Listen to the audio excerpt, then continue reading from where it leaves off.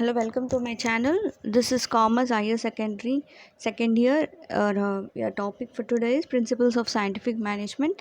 Last time I thought about principles of modern management. This is the first one. Then only we got modern management. Based on scientific management, we got modern management. So we'll see what is scientific management. Okay. So it was introduced by Frederick Wilson Taylor. So he brought the scientific approach. After he experienced, he was working in an England in a coal field. So he have seen lot of people, lot of workers who are having a problem, that is those African and South American people. They were working over there, and they face lot of problem while they working. Okay, so after seeing all this, he got experience. He After seeing all the problems and all, then he brought this scientific approach. Okay, so next, this approaches or this principle helps every organization uh, to how to treat a workers in order to get a good productivity for the organization. This is the only main aim of it. Harmony also, like harmony means it's a cooperation, how to get the cooperation among the employees in an organization or employees for the labors. He mainly is focused on labors. Okay, so he was Frederick Wilson Taylor is a person, right? This is what his book. So what are the principles he gave? Okay, so first one, science, not rule of thumb. So what is not rule of thumb? You can't assume everything that what are the decision taken by the managers are correct. So you should think from the point of workers, you should think from the point of laborers. Okay, so when you're systematically planned,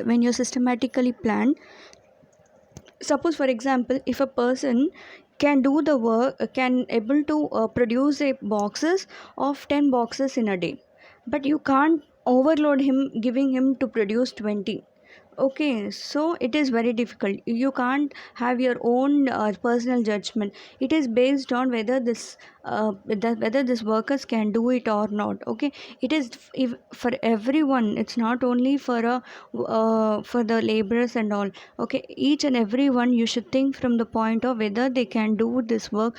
Whether you can't take everything in a personal judgment. Yes, they can do it. No, so this decisions like it does not help to prosper the organization. Okay, so any anything you have to think from the point of workers, whether they are capable of doing this work on time. Okay, so what happen if you plan out in a correct way? Suppose if the workers can able to do 10, if produce 10 boxes, you can ask him to produce 10 boxes. Okay, what happen? It is going to save your time and human energy. Okay, so whatever the plan you are doing, do it in a systematic. Don't overload the laborers. And here what happened, like you have to hit or trial methods you can't follow. We'll see whether this person can do 20 boxes. No, you can't do this with the workers. Okay, this is what science, not rule of thumb. And next one, harmony, not discord. Harmony means like it should be the both workers and the management should be cooperated. Both should be in a cooperated. You can't have a misunderstandings. Okay, so both should work together and both should know the importance. Without management there is no workers, without workers there is no management. So if you remember these two things, so your organization will prosper. Okay, so both management and workers should realize their each importance. Okay, conflicts means no misunderstanding, no fight and all, that's called as a conflict. So both are benefited. Without organization there is no management, without workers no management, without this both no organization. So this has to be think both by management as well workers. Okay, and it is also like for harmony, so these things can be implemented. Okay, first one, sharing a part of surplus with worker. Suppose if the organization is getting more profit, they can give to the workers as a bonus, and also this will work out. Training of employees, if the workers are not well trained, you can provide a training in order to get more benefit. Okay, division of work, this is nothing but specialization. You have to divide the work. So when you divide the work only, the work can be done within a time. So just you give the work for 100 people, just do it, no, nothing. You have to divide the work among each group so that the work can be done within a time. Okay, next we have is team spirit. Team spirit means, like, if you getting into the team, you should have a healthy competition. Like team wise you have to work. Okay, positive attitude. So you think from the positive side. Okay, your behavior should be in positive, the way you work is positive, so everything works in this. Sense of discipline. So sense discipline means, like, you should not be harsh, you should not, you should be, like, discipline in common sense. If I say, if you should come on time, you should go on time, what are the allotted time they give, you should like do the work. This all comes under discipline. Okay, and you should be disciplined in your work. You should not make any conflicts between the workers or between the management. Okay, sincerity. So sincerity works out. So these are, we have so many things, but these are the main things. So even the management also should be ready, the organization should also ready to share the gains, what are the profit they are getting, they should work with, they should share with the workers, they should give in the form of a full bonus. So this helps the workers to work more hard. So obviously if you get more salary or a more amount, will work hard, right? So this implication will works here. Next, mental revolution. So we know the term mental itself, we know that, like, it's all based on inner side.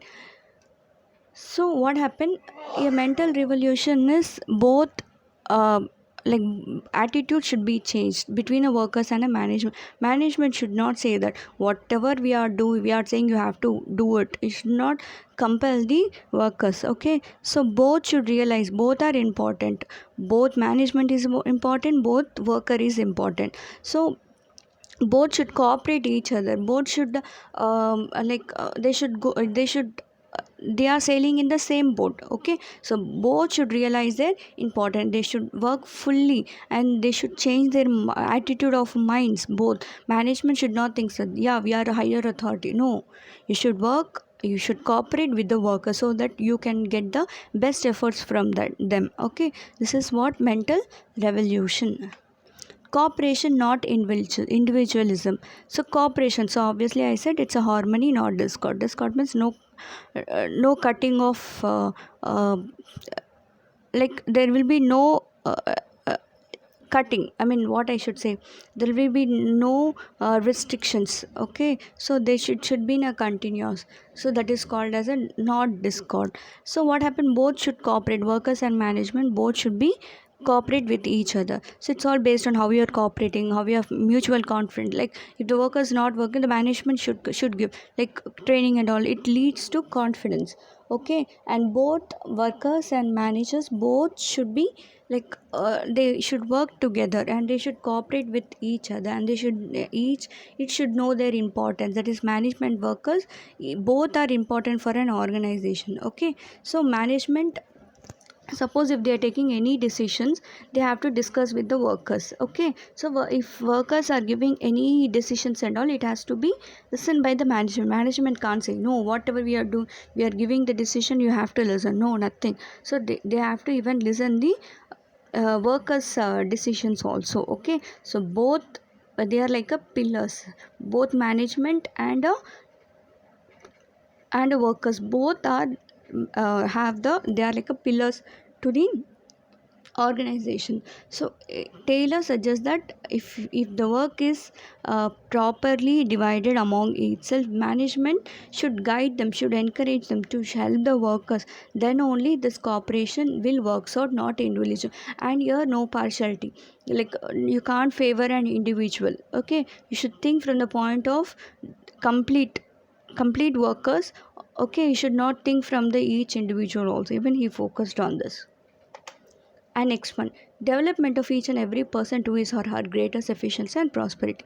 So here in simple, if an individual is good, they should provide a good training. Okay, so right from it decides like how you are selecting an employee, how you are assigning him, like you should assign his work based on physical, mental and intellectual capacity.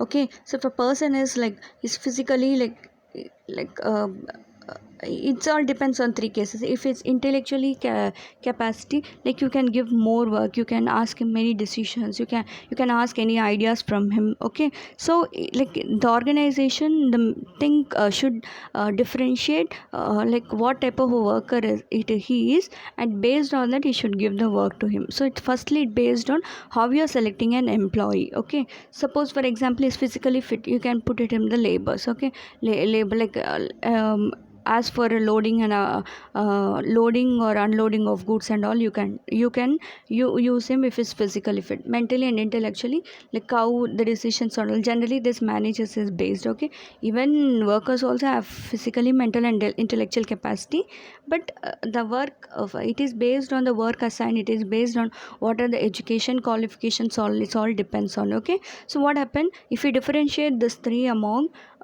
based on physical, mental and intellectual, so you can able to prosper your organization. So conclusion, like what Taylor gave in short, like he's thinking from the point of workers only. Okay, he said that if there is a good cooperation between a worker and management, so like the company will prosper, the organization will prosper. And he also thought that teamwork is must, without teamwork we can't. Okay, but what happens, some people have criticized this um, uh, principles, like most does not work in practical way, like no one will be work in a teamwork. Okay, so there will be always conflicts, so there will be always a problem, there will be a selection, like even training some, even though if you select an individual there will be a lot of problems. So this principles were not followed, and later we got the Taylor's principles. Okay, 14 principles. So but this is the foundation, later only we got this modern principles or modern principles. Based on that only the organization is following. Okay, these are the principles of scientific management, that is it was introduced by Taylor.